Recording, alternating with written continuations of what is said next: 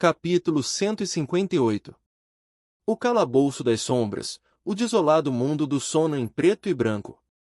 Surpreendentemente, o zumbido das abelhas podia ser ouvido neste lugar. Que interessante, Archa, a abelha rainha, estava se maravilhando silenciosamente enquanto se movia. Este é o mundo das sombras governado pelo monarca das sombras. Era o corpo real de Archa que havia entrado nesta dungeon. Embora sua conversa com Surro tenha sido brevemente interrompida devido à intervenção rude de Oonho, Surro eventualmente a forçou a trazer seu corpo real diante dele. Ela não estava em posição de recusá-lo, e ela foi forçada a obedecer no final. O resultado era seu estado atual. Ela seria forçada a viver na Dungeon das Sombras de agora em diante, tomada como refém, ou, dito de outra forma, aprisionada, talvez. De agora em diante, seu corpo não poderia deixar a dungeon sem a permissão de Surro.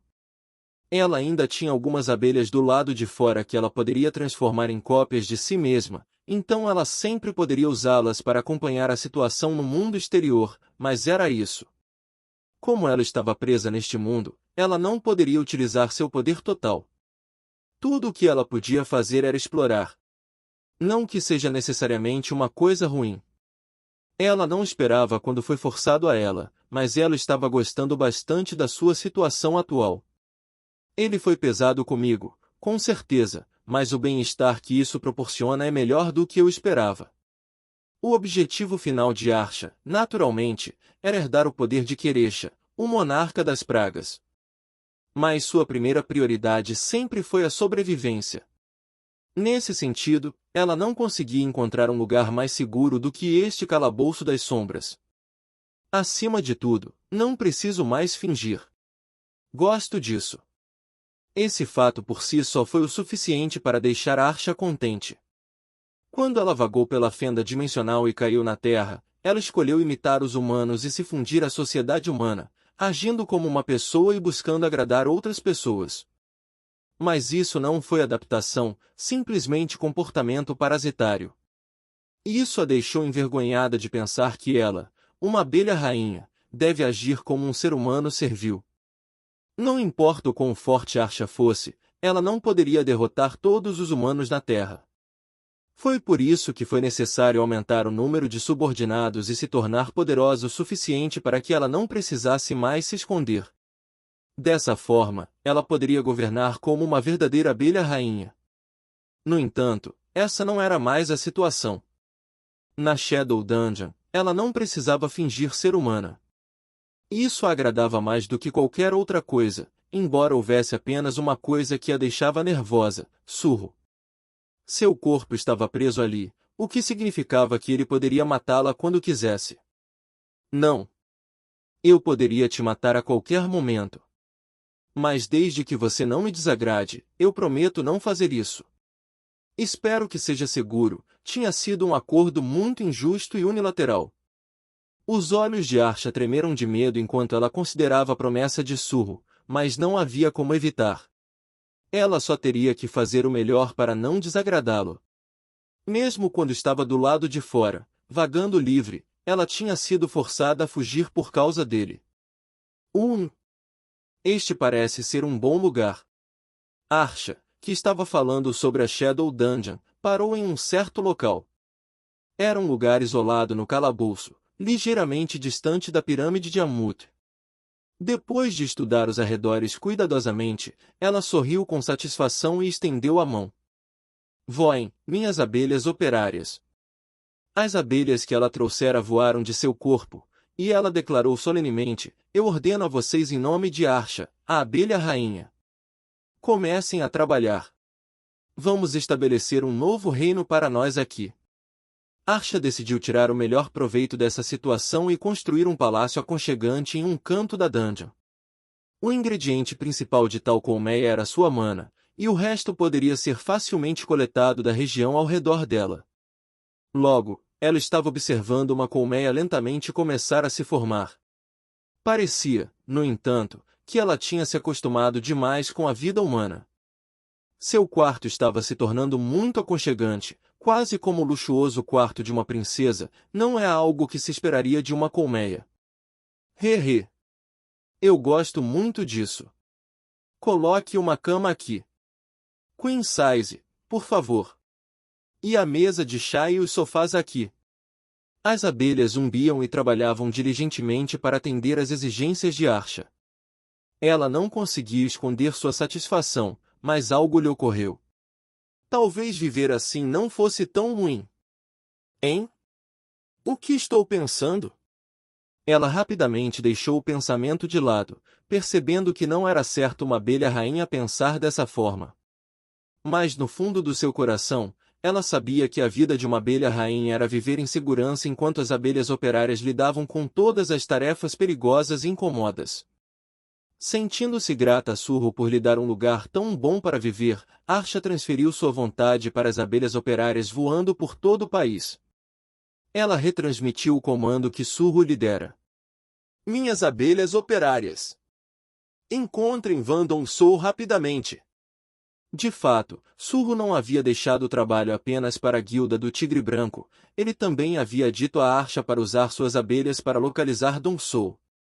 As abelhas operárias do lado de fora da dungeon começaram a voar em um ritmo ainda mais rápido enquanto se espalhavam pelo país. Asterisco, asterisco, asterisco. Enquanto Archa construía uma colmeia, Surro terminou sua missão diária e saiu da pirâmide. Excelente trabalho, Beru disse, se aproximando. Atrás dele estavam os soldados das sombras de Surro. Surro olhou para os soldados. Havia um total de 5 que ele salvou, com exceção de Beru. Havia o lanceiro das sombras, Kui, os minotauros das sombras, Mino e Tal, o assassino das sombras, Kira, e Armakan, o feiticeiro das sombras. O mais forte entre eles era Armakan, que estava no nível de cavaleiro de elite.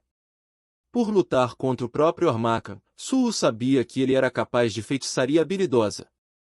Para usá-lo apropriadamente, Surro precisava ter uma boa ideia do que ele era totalmente capaz. Armakan, me conte sobre suas habilidades, ele ordenou. Sim, mestre. Armakan explicou seus poderes, que podiam ser divididos em 3 tipos de habilidades: magias de manipulação de fantasmas, maldições ou debuffs, e ativação de dungeons de instância. Minhas magias para controlar fantasmas só podem ser usadas quando as almas dos mortos estão por perto, ele explicou. Então sua feitiçaria é limitada pelo ambiente. Sim.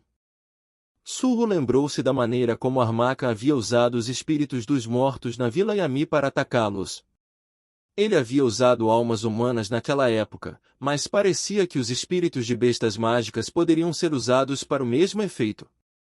Mas a manipulação fantasma se sobrepõe à extração de sombras, Surro refletiu. A rigor, o poder de extração era muito mais avançado do que a manipulação fantasma.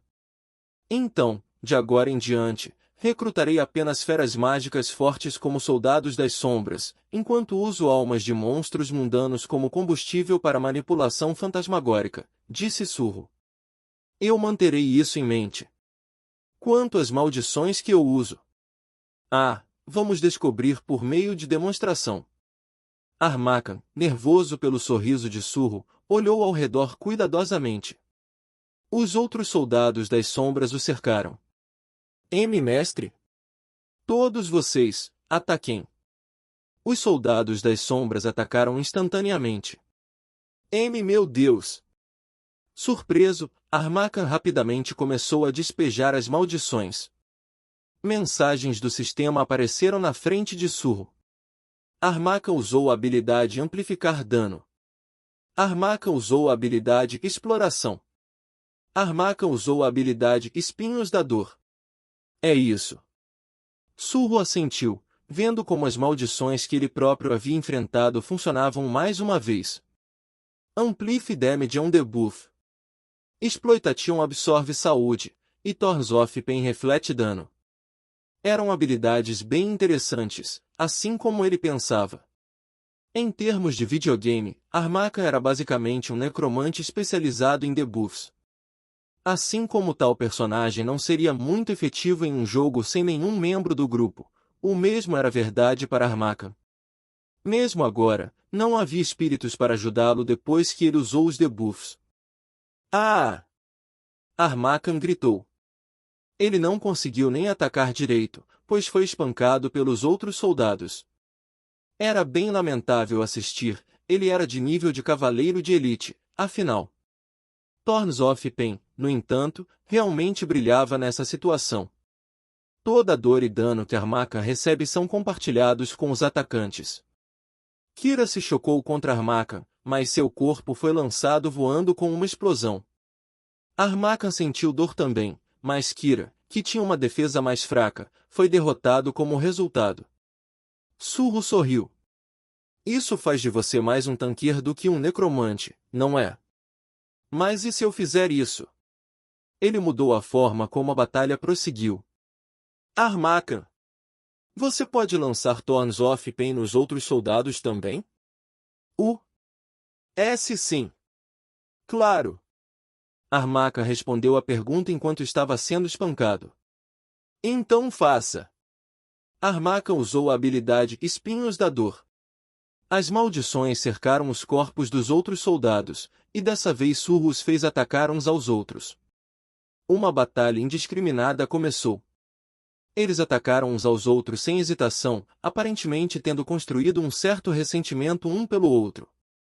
Seus próprios corpos, no entanto, sofreram os mesmos ataques que eles deram.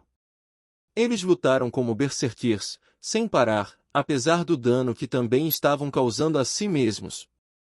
Aquelas baratas. Archa testemunhou essa batalha horrível de longe e voou para continuar supervisionando o trabalho na colmeia. Enquanto isso, a mana de Surro foi drenado rapidamente, enquanto os corpos dos soldados danificados se recuperavam rapidamente. Seus olhos brilharam. Nada mal. Espinhos de Dor era muito sinérgico com os soldados das sombras.